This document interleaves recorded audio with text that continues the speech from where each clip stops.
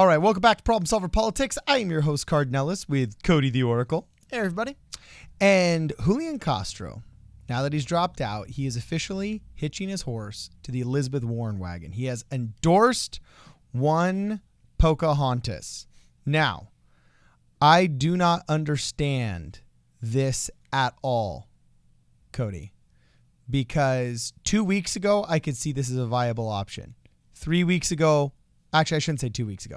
3 weeks ago, a month ago, I could see this as a viable option. But at this point, it's basically, correct me if I'm wrong, it's basically settled science that Elizabeth Warren had her great, glorious, climb of Icarus into the sun. She had her explosive, awesome, grandiose increase in the polls, but she is on her way down and consistently on her way down. Not death spiraling like Kamala, but on her way out. So why would you hitch your horse to a wagon that's got 4 broken wheels and headed over a cliff? I don't understand this. Can you shed some light on it? I wish I could shed more. We'll go over the actual details of what happened, but I think it is interesting because the Elizabeth Warren campaign is not, like you said, it's not my first. When somebody drops out, endorsing Warren is not what I would immediately imagine. So anyway, we're going to go through and read a couple things here because aside from he's endorsing her, there's not too much more on that front, but there's more stuff I want to get into here. So CNN says, former 2020 candidate Julián Castro endorsed Elizabeth Warren on Monday morning, announcing just days after ending his own bid for the White House that he believes Warren is, quote, the one candidate I see who's unafraid to fight like hell to make sure America's promises will be. I actually can't read that sentence without laughing. Really? Elizabeth Warren, the most phony. Okay, whatever. So that's what Julián Castro said. The news marks one of Massachusetts senators' most high-profile endorsements to date, coming just weeks ahead of the Iowa caucuses, and at a moment when her political momentum has slowed. Castro was served as Secretary of Housing and Urban Development under President Barack Obama and was formerly mayor of San Antonio in Texas, will appear with Warren at a campaign rally in Brooklyn, New York, Tuesday night, a campaign aide told CNN. Interesting, okay. As far as I know, Castro is going to, this isn't just like a tacit endorsement. Castro is going to be campaigning with and without Warren for the next months on her behalf, which is very, very interesting. They go on here to mention that Castro was the lone Latino candidate for president in 2020. He was outspoken on issues related to immigration, including fighting for decriminalizing illegal border crossings and advocating for more diversity in politics. I mean, that might be something he spoke out shared against the current primary system that has voters in states like Iowa and New Hampshire vote first, saying those states do not fully represent the diversity of the rest of the country. But again, like with all those things, true as may be, it's like, why Elizabeth Warren then? Like at what? Why are you like, you know what? There's not enough diversity on the stage, not enough diversity in the party, so affluent liberal white woman Elizabeth, like is affluent liberal white woman really not representative of a majority of the people running? I get there's mostly, I'm sorry, but my large point was if a female is running, they basically fit that description most of the time. So it's funny he'd pick her and that ain't. I don't know. I don't want to get no flame on anyone. I'm just trying to figure out what is the hook. Because one more thing I want to get to, and then I want to hear what you have to say about this because this is what I didn't understand at first. According to CNN, Castro's decision to formally back Warren is in many ways not surprising. The two shared a publicly complimentary relationship for 2020 rivals, publicly complimenting each other's ideas and policy positions, which was not unique for candidates. Many were doing this. During his run, Castro repeatedly criticized candidates like former South Bend, Indiana Mayor Pete Buttigieg and former Vice President Joe Biden, but remained on good terms with Warren and her campaign. But I mean, again, like, is he not a fan of Bernie Sanders? He's not a fan of... Yeah, I was about to say, he's plenty friendly with Cory Booker. Yeah, like, why not endorse Cory Booker? It is really... Because here's the other thing, too. If you were to say, well, because Booker's not going to be at the debate and Warren's surging. We're going to get to the why Warren part next, but I want to go through here, just going through most. And he did post a video. I'll try to have the link there for you guys. There's not a whole lot of stuff in here. The last quote I'm going to read, this is a quote from him, says, "My story wouldn't be possible without the strong women who came before me. My grandmother Victoria came to the United States at 7 years old. She taught her family the value of hard work as she cleaned houses and worked as a maid. She passed on those values of hard work and perseverance to my mother, a single mom to myself, and my twin brother, Joaquin." Now, again, just why Warren? So the last thing I want to show you, this is what's and we'll get into more detail stuff, but I've showed you guys this a lot. Whenever I talk about Elizabeth Warren, I have to show this because this is what stands out to me. This is the aggregate graph of all the polls candidates have received. Yep. Elizabeth Warren is the brown line, and you can see it. Like you said, there was a time going back a few months ago. Hey, Elizabeth Warren literally overcame Joe Biden as the front runner. She was the top person running. Yep. However, you look at today, and she's falling further and further behind Bernie Sanders and at risk of getting passed by Michael Bloomberg too far if these trends continue. I mean, it is not really good for Elizabeth Warren. And the only reason that she hasn't continued to go downward is just because of this big dry spell we've had of all the polling data.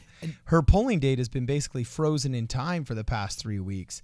But I got to tell you, with the trend that she was experiencing, I could see her below the purple and the yellow line hanging out with the B and the C team easily. There is some news on that. Okay. Yesterday, polls came out. Hit me. And I will say, if you look at the aggregate polling data, Elizabeth Warren is aggregate at 14.4%. So that's her average. Strong. So I will say, it used to be 25, right? Yeah. I will say the last two polls that came out did have Warren above 14, but also comfortably behind the actual front runner. I mean, it really is. Again, though, I also want to note. And by the way, how can you say front runner when Sanders, Biden, and Buttigieg are all hanging out at 23%? Well, the top tier.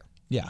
But one thing I'll point out, these battlegrounds, these YouGov, CBS News poll battlegrounds have had weird results in the past. True. For example, you'll notice it looks to me, I do not see Bloomberg's name on this at all. Now, he's not running in all these states. That is why. So I'm not surprised. But I'm just saying that you look and there's some, the biggest thing is that Yang has been hammered in these, and basically non-mainstream candidates have been particularly hammered in these. Not just Yang, but like, you look at like, I don't know, all these people are on this part. I don't want to get too, like, I'm not going to make a big deal about these polls. I'm just saying, if I'm going to look at a poll and say, I think Yang's higher than 2%, it's unfair to look at it and say it represents Warren fairly at 16%. You know what I mean? That being said, we'll pull another one of these battleground polls, and it's just, Warren has fallen out of that really, really top tier spot. Would a Castro endorsement bump her up? Well, that was a weird thing. When we looked at all the data of who people's secondary choice was, I'm not expecting Julián Castro to endorse Andrew Yang. He's obviously going to want to endorse one of the bigger guys, hoping to get some kind of appointed position, hoping to get some kind of possible VP slot or whatever. So I'm not expecting him to endorse Andrew Yang. But it was interesting that when you looked at everybody's second choice, 22% of the people said that followed Julián Castro said that their second choice would be Andrew Yang. He was the highest candidate where the second choice was Andrew Yang of all of the candidates. So it showed they had a very diverse appeal to all kinds of different candidates. Today is a big time day where I don't understand the decision. Well, here's one more thing to show you. Like, I don't understand why they were muffing the graphics with Andrew Yang. It can't be an ignorance thing because he's raised $16 million. I mean, at this point, he's top 4. And unless you are really, really dumb working for one of these news organizations, I can name like top 4 NBA athletes, even though I don't follow the NBA. Well, right? But remember though, like Yang and Gabbard would be more like if I were to ask you, are you familiar with like Kentavious Caldwell Pope? He's an NBA player of prominence, but you'd be like, I have no idea that. I mean, there's people that's so I don't get. I did not understand why this whole botched graphic thing persists. Okay, and I don't understand the strategic advantage that Julián Castro thinks he's providing himself by endorsing Elizabeth Warren. I can see one angle. Because, by the way, what's the angle? I'm showing you right here on the screen. Elizabeth Warren's the only one of the more prominent front-running or prominent major candidates running in 2020. She's the only one who posted a decrease in quarter 4 funding from quarter 3. So it's like out of the goodness of his heart to help her out, or what? I have one theory. Okay. It is a theory. Hit me. Is this Alex J-Boy good theory? No, or I'm just saying perhaps... perhaps hat hearing? No, forget it. Perhaps Julián Castro... It's a move of solidarity with a couple of descendants of America's first peoples. Julián Castro, I believe, from I don't know if it's northern Mexico, but Mexico, the native people of of the Americas, and Elizabeth Warren, of course, from not sure what tribe, but they've all disavowed her. But so we have a couple of America's proud first peoples standing up for each other. Because, like I said, Elizabeth Warren diving in polls, diving in fundraising, and just overall has really been exposed as a Bernie Sanders who won't stand up for what she's talking about. Like, she's a Bernie Sanders clone who doesn't have the backbone to believe in what they do that Bernie does. Yeah. So, like, she's the most... I don't know. There's a lot of words get thrown around, but she's, like, the definition. She's, like, a vapid candidate. Like, there's... Like, you push Elizabeth Warren... You can put Elizabeth Warren... If you push her hard enough on her name, she might be like, you know what? Maybe I do go by Liz. I don't know. It's like, if you push her hard enough on anything, she'll just say, hey, maybe you're right. So, it is really bizarre to see. Again... in dropping out to endorse a candidate who's probably going to be dropping out not too. I mean, if things continue, right? If this continues, I can't see Elizabeth Warren posting another decrease in funding, getting hammered in polls, and then getting hammered in a election. Like, she'll have to drop out eventually. I mean, I take that back. She will hang in there till the actual voting happens, and then she'll just lose. She won't drop out. She'll just lose. But yeah, it is. I don't know. Like you said, I in jest I was saying because she's native, but it's like seriously, man. Like, what is the thing that I get? They are more or less friendly with each other, but just what a weird time to. Yeah, I don't jump get onto her campaign. This is like shoot news, man, not worked news, because I feel like I don't have a way to interpret and work this. I can just only announce that Julián Castro has endorsed Elizabeth Warren. I have no idea why. He gave the usual, because X, Y, or Z reason. And, he kind of pandered with the strong woman argument. Fine, great, whatever. I mean, would a lot of them not apply to Tulsi Gabbard, right? A lot of what he said would apply to Tulsi. I would say when it comes to standing up for what you believe in, if you were to tell me that this quote, one candidate I see who's unafraid to fight like hell to make sure America's promise will be there for everyone, and you said that quote was referencing Tulsi Gabbard, I would say, sure, I can see that. Yeah. I mean, and also with this logic, like, would he have attached himself to Kamala if she were still in the race? You know what I'm saying? Like, maybe, right? Yeah, Elizabeth is on her way out, and she's proven to the people to be somebody that'll just say anything in order to get power, in order to get to the next step of the race, in order to self-aggrandize or self-promote, and it came across as very inauthentic and cringeworthy, so much so that it finally has caught up with her and cost her, and she's on the way out. Yeah, because like, this is not like. I mean, barring some kind of disastrous happening with Biden and Bernie or Buttigieg, she is in a death spiral. Well, this is. I mean, again, this isn't like numerical. This is news. This is from Wall Street Journal. I'm reading a Wall Street Journal article right here. They say, quote, the slower fundraising pace comes as Miss Warren's support has fallen in national and early state polls, following concerns expressed by her rivals and some Iowans about her health care proposal. Ahead of the first nominating contest in Iowa in about 5 weeks, she has tried to return to a message focused on fighting corruption and highlighting her populist economic proposals, which is another way of saying she backed away from Medicare for all. Exactly. Bernie Sanders won't back away from Medicare for all.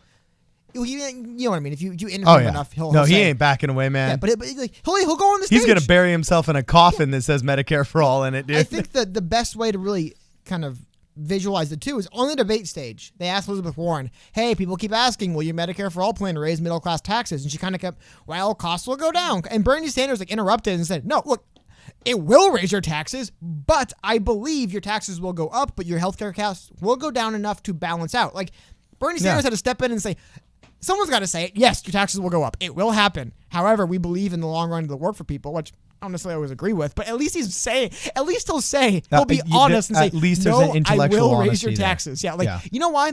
It's to me, it's the difference between a candidate who doesn't actually care and is just talking about something and a candidate that actually, more for better or worse, wants to do the thing, right? Yeah. Like Bernie's like, look, if I'm going to raise people's taxes, I got to tell them eventually. I might as well tell them now. If you're Elizabeth Warren and you have no intentions of passing any of this stuff, why give him bad sound bites? I don't believe in any of this. So it is really weird to see now. It's turned a video clowning on Warren, but I mean, it is kind of like, why is? I don't know. We'll see. Like I said, aside from the Native American connection, I have no idea why Julián Castro would necessarily endorse Elizabeth Warren. Maybe it goes back, but even then, like it's especially the gung ho-ness. I want to see, make sure I can pull up here. There's a bunch of his staffers have already moved over. Here we go. A number of Castro campaign staffers have already made the jump to Warren's team. And Castro's planning to campaign with and without Warren in the coming weeks and months. Which is like, again, no flame on this, but Castro dropped out after missing the debate and not even coming close. Yeah. And Warren's trending down. Is that really the dream team? Yeah. Like, is pulling a bunch of the Castro staff that helped manage his campaign that basically bottomed out at like 2% and just dropped out entirely? Are they going to turn things around? I don't know, man. I don't know. We're definitely waiting to see more on this, but that is the news of today. So we have Julián Castro saddling up with Elizabeth Warren to... I mean, I will say Castro comes across more genuine than Warren. Maybe she'll use him as a shield as someone people can believe a little bit, but I don't know, man. Yeah. Very, very weird day. I'm in the exact same boat. I have absolutely no idea what the idea behind this is, and I've tried to look at it from 3 different sets of shoes, and none of them make sense. So anyway, let us know if there's something that we're missing here. And if you haven't had a chance yet, please like the video, share this with your friends and your family. That's how we get around nowadays. And if you'd like to contribute to the channel, make sure that you check out the PayPal link in the description. This is Problem Solver Politics. We'll see you guys in the next video.